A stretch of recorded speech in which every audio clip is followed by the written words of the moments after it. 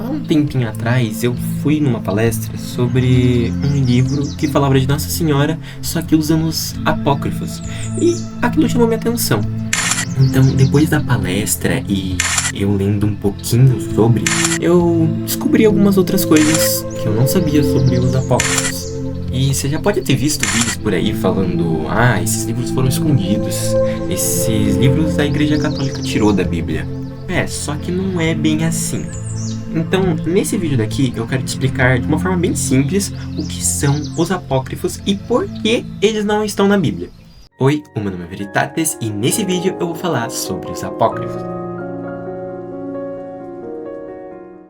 Então, eu separei esse vídeo aqui em 3 partes. A primeira para explicar o que eles são, a segunda para distinguir livros apócrifos de não apócrifos e a terceira é por que eles não entram na Bíblia e como usá-los.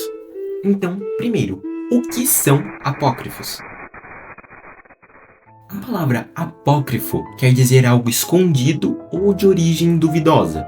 Com o tempo, ela passou a ser usada para livros que não foram reconhecidos como palavras de Deus, ou seja, que não entraram na Bíblia, como o Proto-Evangelho de Tiago, Apocalipse de Paulo e entre outros. Mas é bem diferente do que muitos podem pensar, tipo, a igreja simplesmente escolheu alguns livros e escondeu os outros. Não é bem isso. E é nessa parte que entram os critérios para saber se um livro é apócrifo ou não, se ele vai entrar na Bíblia ou não. E aqui a gente já entra na parte central da explicação. Como que a gente vai distinguir um livro apócrifo de um não apócrifo? Como que são esses critérios para saber se ele entra na Bíblia ou não?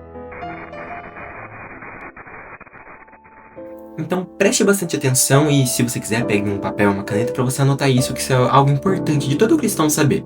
Para que um livro entrasse na Bíblia, ele precisaria seguir alguns critérios. Primeiro, apostolicidade. Precisa ter sido escrito pelos apóstolos ou por alguém com direta relação a eles. Então tem que ter uma relação com os apóstolos.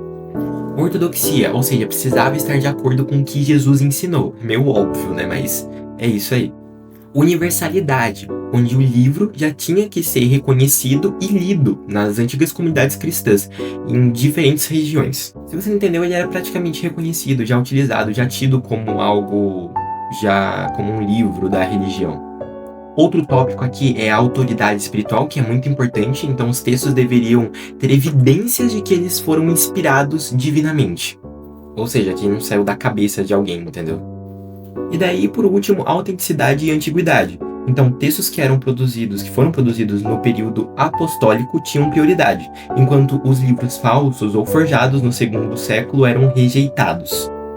E para dar um exemplo para você, eu vou falar sobre o Evangelho de São Tomé.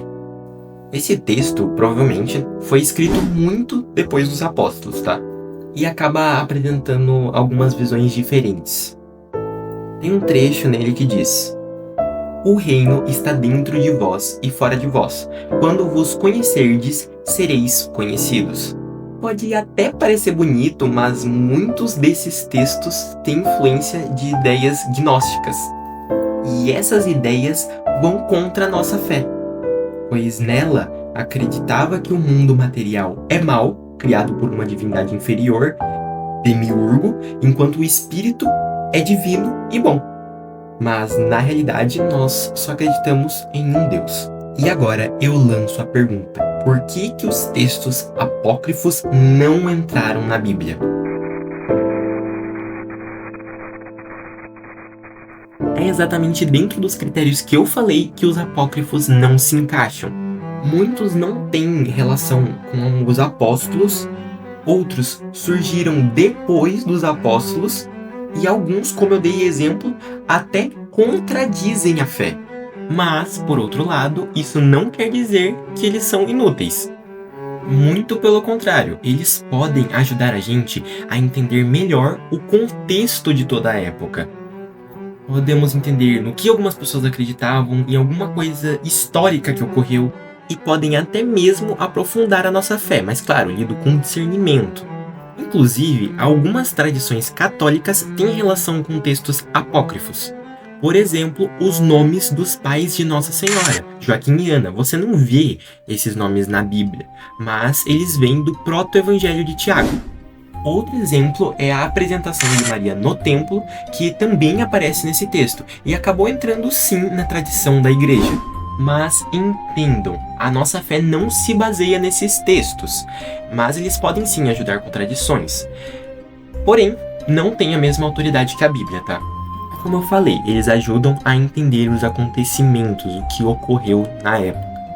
Então, por fim, a igreja não escondeu livros, tá? Se você já ouviu isso sobre os apócrifos, não, a igreja não escondeu livros. Foi feito algo muito mais importante. Foi reconhecido com cuidado quais realmente eram palavra de Deus e quais não eram. E entender isso pode nos ajudar a mudar o nosso olhar em cima dos apócrifos, a como utilizá-los. Esse foi o vídeo, eu espero que você tenha gostado, eu espero que eu tenha te ajudado. E se você quiser, eu posso falar mais sobre os apócrifos aqui no canal. É só você deixar nos comentários. Até a próxima!